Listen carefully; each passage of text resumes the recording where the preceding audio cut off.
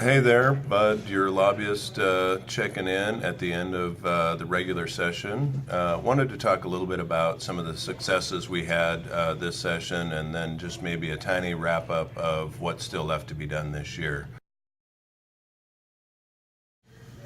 An area we spent a tremendous amount of time and effort this year was on deadly force, and that was one of the priorities that this organization developed last October, is protecting the rights of an officer that is involved in a deadly force encounter.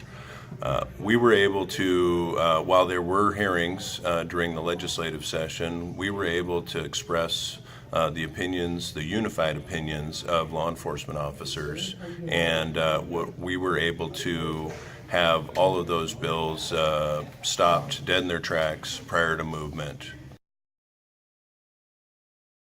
Another area that isn't necessarily measured by passage of a bill were the various attempts to attack collective bargaining this year.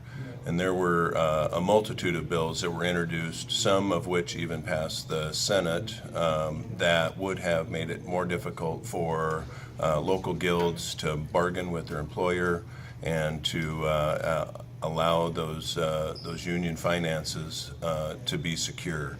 So another effort that was certainly supported by our members when they were here on their day on the Hill were protecting law enforcement officers from a destruction in their collective bargaining rights. Another area that we weren't able to get all the way a bill to the finish line, but I think that we made great progress this year, is in PTSD and mental health protections for law enforcement officers, as well as presumptive disease for things like cardiac, stroke, and communicable diseases. Well, the firefighters have had those for several years. The legislature's never given true consideration to providing those protections to law enforcement, and we know that law enforcement officers have an equal or greater likelihood that they will face those types of conditions. We were able to move bills that provided those protections to law enforcement officers, including PTSD coverage, passed off the House floor and made it into the Senate committee where it had a hearing.